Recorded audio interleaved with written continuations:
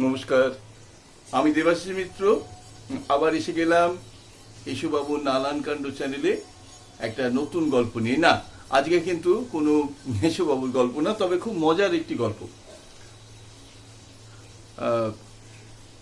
সেটা হচ্ছে গল্পটার নাম হচ্ছে পক্ষ সংঘাত। তাহলে শুরু করি। আর একটা কথা বলি যে গল্পের শেষে আমি একটা খুব সহজ, খুব সোজা একটা প্রশ্ন রাখবো আপনাদের জন্য।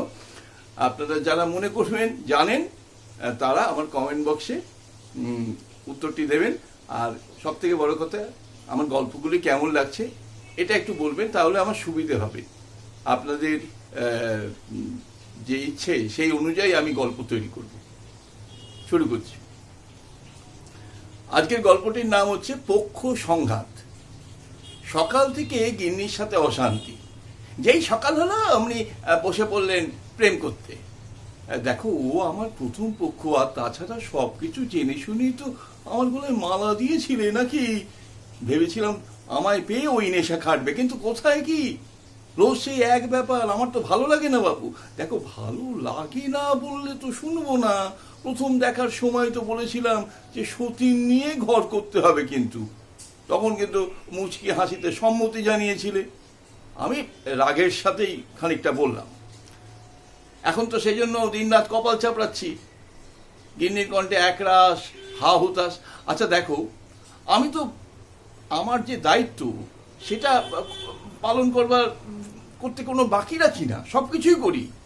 শুধু প্রথম পক্ষ বলে বিছানার উপর শুয়ে ওকে বুকের ওপর নিয়ে ওর সাথে একটু ওই ভাবের আদান প্রদান করি আর কি। এই সবই তো মহাকালের খেলা। অত উতলা হলে চলে? মহাকাল বলে এই মহাকালের স্রোতে সব ভাসিয়ে দাও। দেখো, আমি কিন্তু এসব বরদাস্ত করবো না বলে দিলাম। প্রথম পক্ষের সঙ্গে তোমার এই প্রেম পীড়িতের জন্য সংসারের কি হাল হতে বসেছে সেটা জানো? আচ্ছা আচ্ছা, আমাদের প্রেমের দৃশ্য দেখে যদি তোমার এতই গা জ্বালা করে, তাহলে প্লিজ দরজা খুলে আর ভেতরে ঢুকো না। কতদিনের সম্পর্ক বলো তো? সম্পর্ক বার করছি, সম্পর্ক। এরপর বাজারে গেলে তুমি কিছু পাবে। এদিকে আজ রবিবারের ছুটিতে আমার বাপের বাড়ির লোকজন আসবে। গিন্নির কথা শুনে খানিকটা সন্তুষ্ট হয়ে বললাম, সে কি, আমাকে বলনি তো 498 দিয়ে দিবে নাকি? এবার যেন গিন্নির কণ্ঠ একটু মধুর শোনায়। কি যে বলো তার কোনো ঠিক নেই। তোমার ওই ছোট শালা অমর বিয়ে না, সেই জন্যই তো মেরেছে। তাহলে তাহলে আবার বাস কি করে সামলাই? বিড়বিড় করতে করতে প্রথম পক্ষের বাহুডোর থেকে নিজেকে মুক্ত করে উঠে দাঁড়ালাম। বাজার যেতে হবে, আমার দ্বিতীয় পক্ষের বাপের বাড়ির লোকজন আসবে, যত্ন আত্মীয়তে ত্রুটি হলে।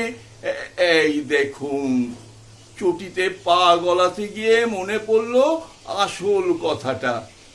প্রথম পক্ষ হলো আমার সকালবেলার খবরের কাগজ, ওর সঙ্গে আমার প্রেমের সম্পর্ক। দ্বিতীয় পক্ষ আমার জীবনে আসার অনেক আগে থেকেই রয়েছে। প্রথম পক্ষের প্রেমে আমার এই বাজারের দেরি হলে দ্বিতীয় পক্ষ, না না না না, আর দেরি নয়, এবার আমি চললাম। আজকের মতো গল্পটি শেষ হলো। আর বলছিলাম যে আমার গল্পের শেষে একটা প্রশ্ন রাখবো। প্রশ্নটা হচ্ছে, বাংলা সাহিত্যের দুজন রসসাহিত্যিকের নাম করবেন যারা আমাদের ক্রমাগত হাসিয়েছেন। তেমন দুজনের নাম আপনারা যারা জানেন তারা আমার কমেন্ট বক্সে লিখে দেবেন। আর আরেকটা হচ্ছে যে আমার এই চ্যানেলটা যারা সাবস্ক্রাইব করেননি সাবস্ক্রাইব করবেন এবং নিয়মিত আমার গল্প শুনতে থাকবেন, এবং মজার গল্প।